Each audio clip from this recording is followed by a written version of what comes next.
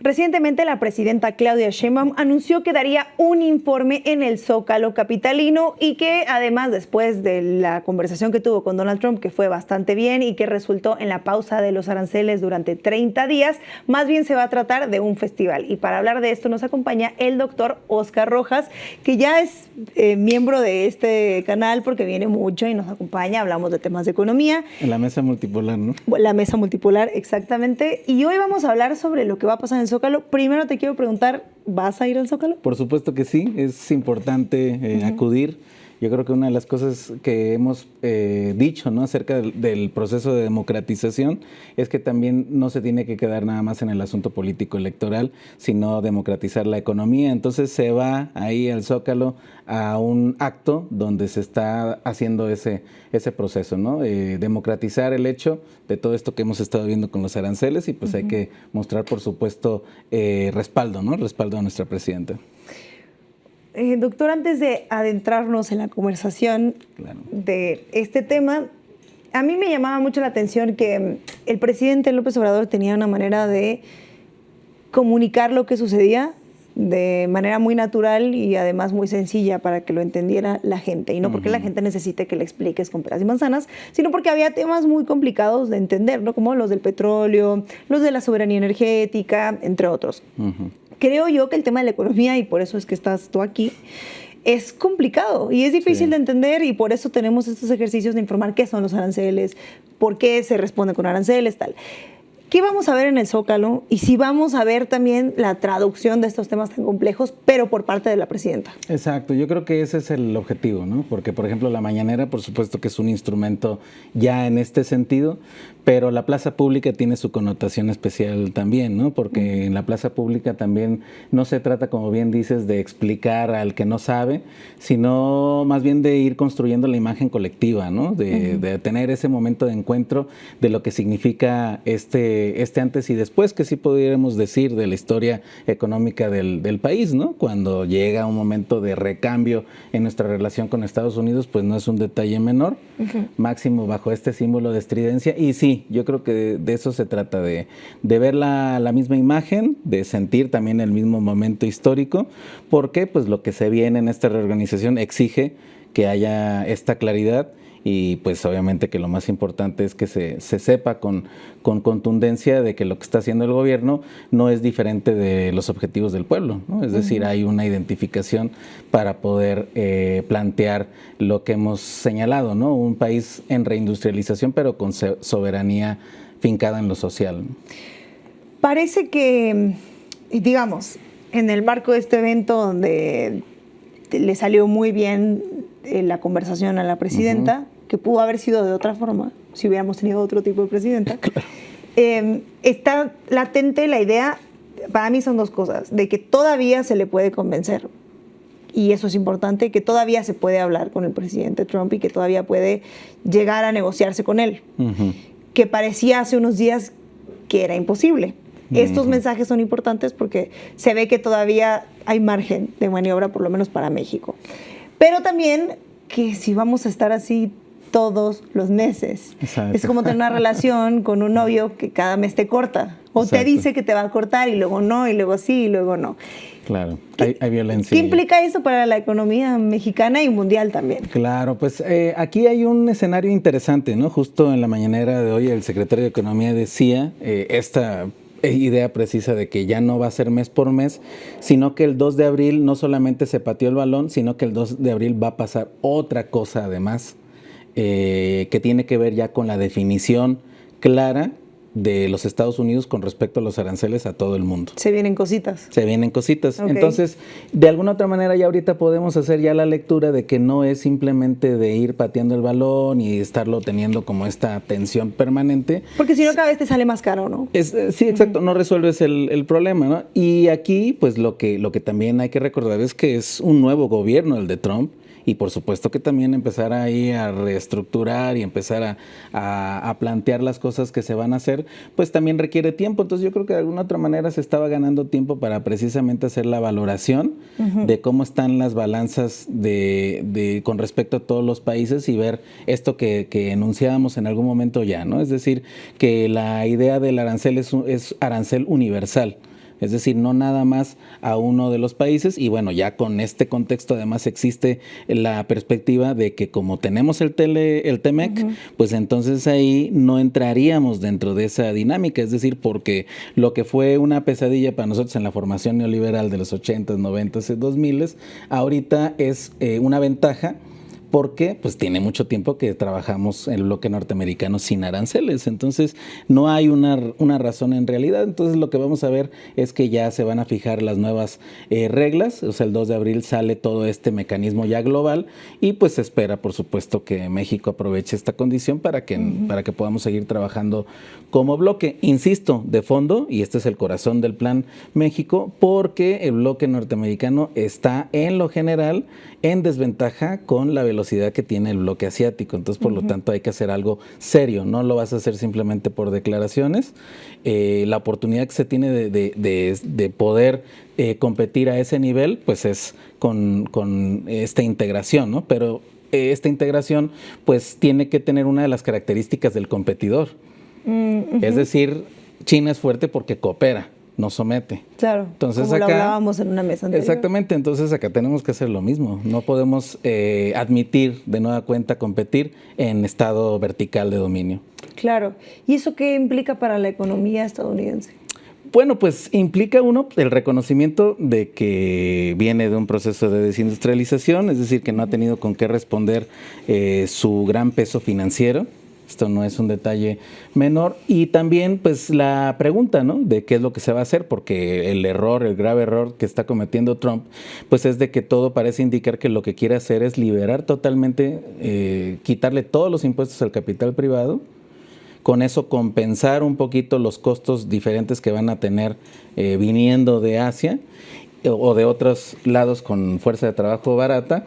Pero eventualmente, pues la pregunta es si MAGA, la base colectiva de aquellos trabajadores que vieron la generación anterior ser mucho más rica que ellos, claro, pues entonces van a decir, pues no hay tal recuperación. Es decir, es una bomba de tiempo porque pues va a surgir que ya sabemos la historia, cuando le perdonas impuestos al capital privado, de ninguna manera lo distribuyen, simplemente se fortalece la concentración y el problema económico de base va a persistir. Entonces, pues es una apuesta fuerte la de Trump de hacer esto que está haciendo, ¿no? Y con menos apoyos sociales, porque Estados Unidos también se caracterizó durante mucho tiempo por hacer varios programas sociales a los que podía tener acceso distintas personas de la población estadounidense. Claro. Madres solteras, trabajadoras, migrantes, personas que trabajaban en manufactura, que cada vez son menos, o que no llegaban a fin de mes, tal, ¿no? De hecho, tenían una política de vivienda muy buena que se llama Sección 8, donde podías aplicar para tener un departamento por Sección 8 que eran totalmente gratis y eran buenos, ¿no? Dependiendo del estado también y lo dispuesto que estaba el gobierno del estado a ceder a esa política que era federal, ¿no? Claro. Y eso ya no va a existir. Y tampoco va a haber pausas para que la gente no pague su préstamo estudiantil. Entonces van a gastar más, todo va a costar más y claro, no les va a alcanzar, y eso no le va a alcanzar a la narrativa estadounidense, creo yo. Sumando a eso, y regresando a lo del TEMEC, vi que Leo Zuckerman, y quería preguntarte, me daba muchísimas ganas preguntarte esto, puso un tuit diciendo: me da mucho gusto ver a la izquierda defender el libre mercado, defender el TEMEC. ¿Qué opinas de esto y por qué? O sea, me parece que es igual de que, eres comunista con iPhone, ¿eh? Exacto, justo. Mira, ya no tendría que responder nada porque es justo eso, ¿no? Es desconocer, pues yo diría con cierto nivel de cinismo también, ¿no? Porque pues los procesos económicos van ocurriendo, o sea, no es así de que sean principios en abstracto, son cosas que le van sucediendo a los países, ¿no? Entonces, claro, fue muy doloroso toda esa política que privilegió el sector externo en detrimento del mercado interno, ¿no? Entonces, ahorita el asunto es de que ya que sucedió eso, pues ya se pueden hacer otras políticas para redireccionar esa energía económica y tener otro tipo de mecanismo, ¿no? O sea, ya habiendo pasado toda esa crisis. Entonces, hacer este tipo de críticas significa como, ahí está, se han contradecido y ahora ustedes terminan pensando y haciendo lo que nosotros, porque no hay alternativa, ¿no? Ellos son del no hay alternativa, claro, de todo vez lo mismo, y además de que pues aquí lo que se está defendiendo es precisamente de que un país, una población de forma democrática decide por vías pacíficas transformar su forma de vida. Si tú le impactas como nos sucedió en la pandemia y caemos 8.8% del Producto Interno Bruto, se retrasa esos procesos de transformación. Claro. Hay tiempo perdido. Entonces acá, si tienes un problema con Estados Unidos, con aranceles, y le impactas al sector externo, pues también vas a tener ese impacto. Entonces, claro, en última instancia, lo que Leo Zuckerman quisiera ver, pues es una inducción a la crisis, simplemente para que se diga que tuvo razón, ¿no? Totalmente. Y yo le sumaría algo de lo que hablaste en esta mesa, y es que precisamente estamos en esta situación por un tratado que se firmó antes. Entonces, es muy tonto de su parte decir, ven, ahora lo que nos beneficia es ese tratado que tanto criticaron ustedes. Uh-huh. Pero no, o sea, precisamente sin aceptar que él, y que se considera neoliberal, él lo dijo públicamente, y otras personas de su generación decidieron apoyar un tratado que nos dejó en esta situación de dependencia respecto a Estados Unidos. Exactamente, y además siempre negaron ese tipo de problemas, ¿no? Negaron que hubiera consecuencias negativas, siempre fueron publicistas, ¿no? De las bondades de claro, ese planteamiento de la globalización, a tal grado que esto, como dices, ¿no? Incluso hasta tener ahí el orgullo de decir que yo sí soy neoliberal, uh-huh, pues qué atrevido, ¿no? Súper atrevido, claro. Atrevido. Pero pues precisamente ahorita lo que estamos viendo es eso, ¿no? Que hay, como es un cambio histórico en todos los niveles, uh-huh, lo interesante es de que pues todo lo que ya pasó tienes que verlo a través de un lente distinto, porque ya han cambiado todas las circunstancias. Ya no son los principios, sino es la acción real de los momentos que estamos viendo, ¿no? Entonces, por ejemplo, claro, se dice, no, van a ir al Zócalo a defender el Tratado de Libre Comercio. No, estamos defendiendo la soberanía, es decir, uh-huh, el derecho que tenemos de hacer el ejercicio de transformación que está en el Plan Nacional de Desarrollo, que está en el Plan México. O sea, si fuera el consenso de Washington, los mismos planes que ellos uh-huh, apoyaron, pues entonces sí diría, ¿no? Pues sí, estamos en contradicción, compañeros, ¿no? Y pues ni modo, ¿no? Tendremos que hacer un trabajo político profundo para ver qué hacemos, pero no, es totalmente distinto, ¿no? Por eso, pues estos ya quedan como ecos, ¿no? Ecos de un mundo que ya no existe. Claro. Y donde pues jamás pudieron ver la novedad, siempre vieron en lo nuevo lo viejo, ¿no? Claro. Buena frase. Y además decías el derecho a defender la soberanía y el derecho a reunirnos para decir públicamente que no estamos de acuerdo y que somos un pueblo que tiene autonomía. Porque esto lo están haciendo en otros lugares, simplemente que creo que la diferencia es que esto en México lo dirige la jefa de Estado, uh-huh, a diferencia de otros lugares donde están nadando de alguna manera contracorriente. ¿Qué vamos a ver el domingo? Uh-huh. ¿De qué va a hablar la presidenta? O sea, no lo sabes, ¿no? Uh-huh. O no sé si te hablas con ella por teléfono, pero ¿cuáles son tus estimaciones? Y dos, ¿cómo va a amanecer el peso frente al dólar el lunes? Uh-huh. ¿O no tiene nada que ver? O sea... Sin novedad en el frente. Como chairo y como economista. Exacto, dame las ¿no? dos. No, bueno, pues por supuesto que, desde el principio se puede descartar, ya hubiera habido un deslizamiento del peso más fuerte y no fue así. Uh-huh. Es decir, el superpeso que conocimos, ¿por qué? Pues porque los inversores tienen sus expectativas en el mediano y largo plazo y hacen mediciones de muchos estilos. Entonces, lo que significa, pues, es de que hay, ante esto que estamos discutiendo, por ejemplo, independientemente de la visión trumpiana, los capitales, pues, se pueden dar cuenta de esta necesidad que decimos de fondo, pues, ¿no? O sea, o se industrializa el bloque, o entonces ya después no va a haber con qué uh-huh, defendernos, ¿no? Entonces hay una perspectiva de que todo se va a acoplar a esa necesidad máxima, pues, que se tiene, ¿no? Y en esa coyuntura, pues, México conviene que se industrialice, entonces va a haber la perspectiva, yo creo que a mediano y largo plazo, pues, es esta que señalábamos también, ¿no? Crecer más como un país estilo BRICS, uh-huh, que como estancado en el asunto del consenso de Washington, claro, financiero. Y como eso es lo que se ha visto en los últimos 6 años, como se ha mantenido esta estabilidad, vimos además algo que no estábamos acostumbrados cuando vimos el peso, de hecho, en lugar de devaluarse, sí, apreciarse, ¿no? Entonces no fue un detalle menor y pues todo eso de conjunto además con la estabilidad política envidiable frente a las crisis que hay en muchas otras regiones, una aprobación de 85%, entonces es una zona de suma estabilidad en todos los sentidos, ¿no? Si la tendencia es producir más en México, generar estos megaproyectos que tú también has dicho que tienen que ver más con la industria internacional que la nacional, ¿crees que parte del discurso sea precisamente eso, donde la presidenta anuncie mayor inversión, mayor crecimiento? O sea, ¿qué vamos a hacer aquí que no tiene que ver allá? Sí, yo creo que es eso. Yo creo que es delinear, es importante ver de conjunto todo lo que se está haciendo precisamente, ¿no? No en el sentido como de las respuestas técnicas inmediatas de aranceles, ¿no? De cuáles además ya no es el escenario. Claro. Pero están estas otras medidas no arancelarias que se habían enunciado, pero de ahí lo que destacaría es las medidas también políticas, para que el pueblo entienda también toda la complejidad de lo que se está desarrollando ahí, y pues hay que hacer ese imaginario. O sea, yo lo que creo que va a haber es eso, precisamente, bueno, primero, fundamentar que la soberanía no es un principio abstracto, sino que la soberanía se consigue a través de potencia industrial y productiva real. Entonces, volver a enunciar pues lo que ya se está planteando, ¿no? Es decir, que México se constituya, que pase de ser una maquiladora a ser una economía que pueda desarrollar de las ramas de mayor tecnología posible, ¿no? Como es el caso de lo eléctrico con Olinia, los semiconductores y pues además el resguardo que se está haciendo de toda la matriz energética, ¿no? Entonces, decir, hay con qué, hay bases, se está rescatando, se está trabajando, y que en última instancia, pues que se sepa, ¿no? Que todos estos vaivenes, ponerlos en su justa dimensión, porque, insisto, ¿no? De un lado está los problemas que puede haber en el sector externo, lo que transmite al mercado interno, por supuesto, pero este mercado interno también es un motor en sí mismo, es decir, también es un terreno de acción, y creo que lo que hay que transmitir pues es eso, ¿no? Que lo que se va a recuperar no solamente es mi relación exterior, sino que lo que se está recuperando es mi relación con mi mercado interior, ¿no?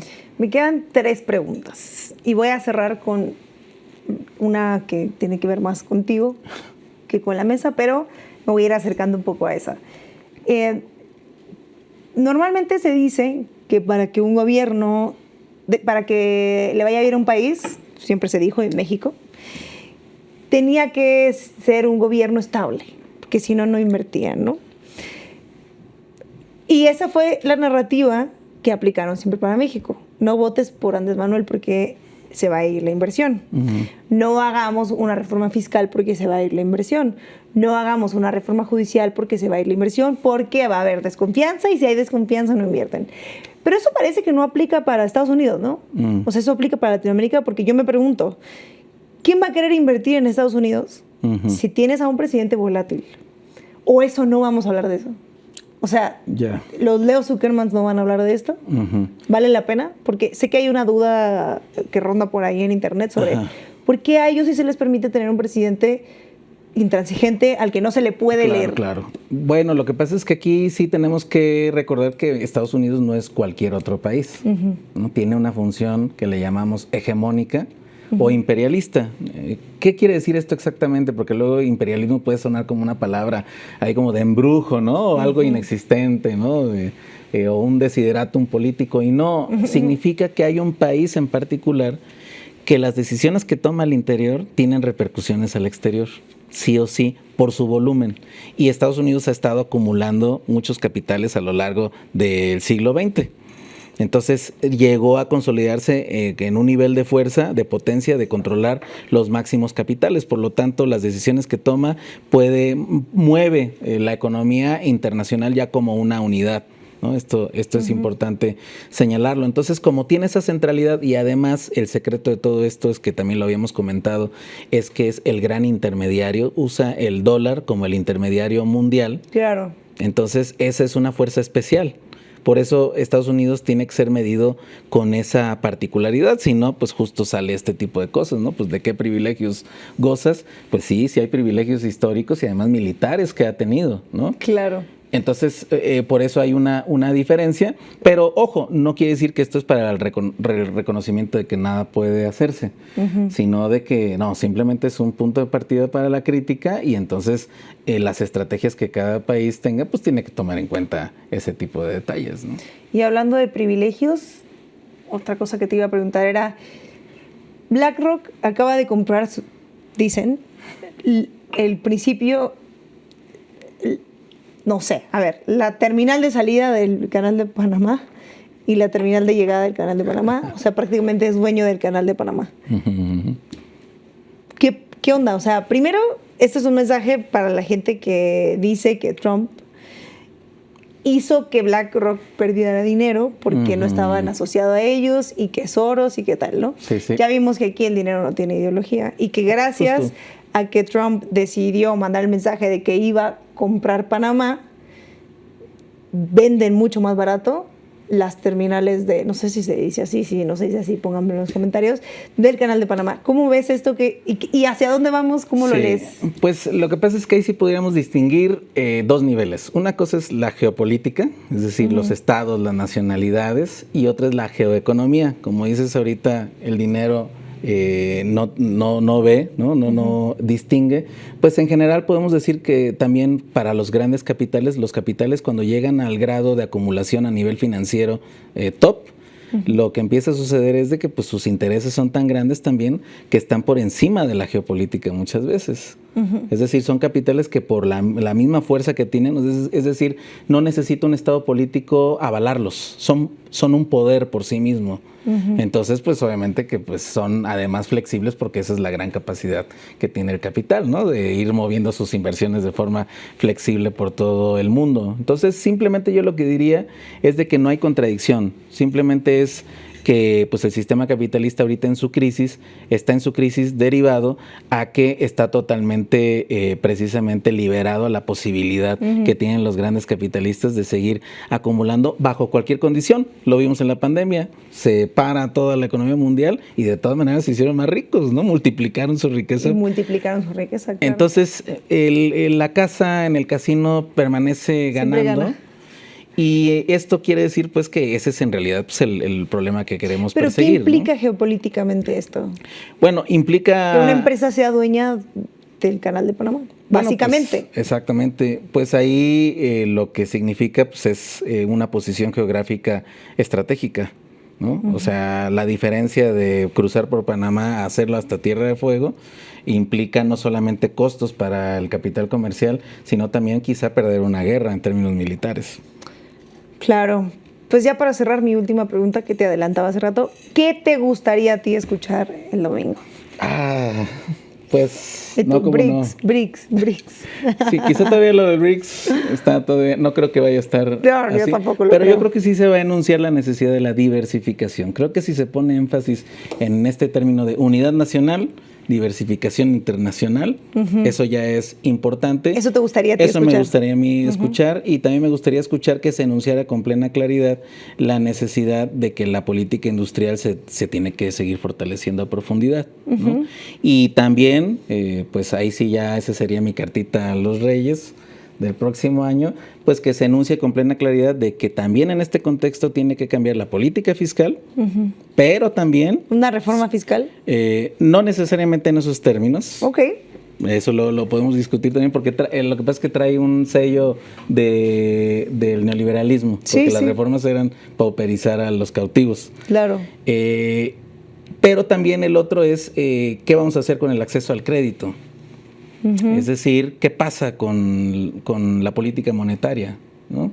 La política monetaria también se tiene que comprometer no solamente al cuidado de la inflación, sino también al impulso del crédito, porque el Plan México necesita recursos y necesitamos liberar muchos recursos para poder aceleradamente ganar soberanía y precisamente superar que nos estén queriendo mover el tapete cada mes. Hablando de una reacomodo de la política financiera, ¿qué opinas de la salida de Rogelio Ramírez de la O y que llegamos al domingo con un nuevo secretario de Hacienda? A ver, que tampoco es tampoco fue como, wow, una movida que no nos esperábamos. Desde hace tiempo se viene diciendo que se quiere ir, que no está a gusto. Incluso en el gobierno de transición había especulaciones sobre que no se quedaba porque él no quería quedarse, ¿no?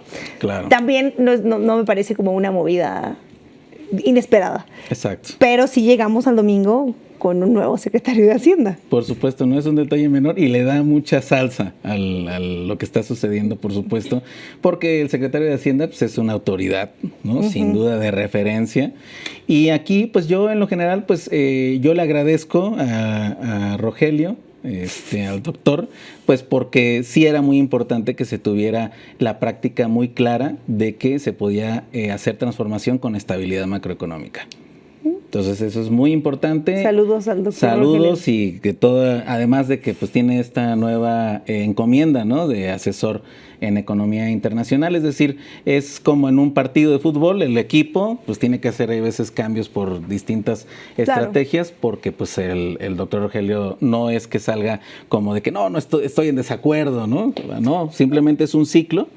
Y además habíamos señalado, ¿no? También si nosotros verificamos la historia inmediata de la Secretaría de Hacienda desde Ursúa, Arturo Herrera, claro, Ramírez de la O y ahora este nuevo momento, pues siempre es una oportunidad también para ir avanzando en agendas que no estaban consideradas antes, no por los perfiles en sí mismos, sino porque también lo que vamos viviendo ahora en el segundo piso, pues va a haber otras necesidades como las que estamos diciendo, ¿no? Entonces, lo que también saludamos al nuevo secretario de Hacienda, que nos está viendo, Amador Zamora, y pues es una excelente oportunidad para renovar la práctica de la ciencia económica con esta visión, ¿no? Es con una visión que vaya acorde a los tiempos y pues con esta necesidad de volver a tener un Estado fuerte, planificador y además con esta otra connotación también, que insisto, yo lo enunciaría desde la democracia económica, pues que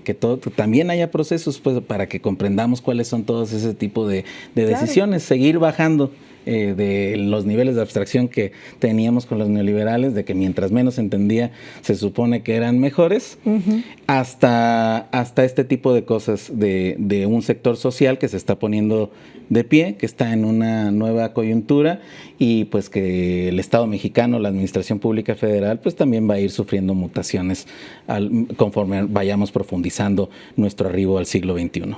Wow. Pues muchas gracias, doctor. Gracias, Estefanía. Nos vemos la próxima semana para hablar sobre lo que pasó el domingo y lo que vaya pasando también. Sí, por supuesto, porque ahorita todo va. Muchas gracias. Un mensaje que quieras mandar a la gente que te comenta ahí. Hay solicitudes de temas también. Sí, exacto. Pues estamos ahí al tanto. Pues también siempre muy interesante. Las preguntas son muy importantes porque hay muchísimos mitos, ¿no? Diríamos, de lo que también ha sido el pensamiento económico y pues siempre con el gusto ahí de abordarlos, ¿no? Ay, tus redes sociales también decían. Ah, sí. ¿Cómo te llamas en X? Soy @banda del azufre. Soy el economista de Azufre, Oscar Rojas, y también pueden visitar en YouTube Academia del Azufre, por supuesto. Bueno, muchas gracias. Gracias. Y ustedes, por favor, comenten, compartan, denle clic a la campanita, suscríbanse y sigan al doctor.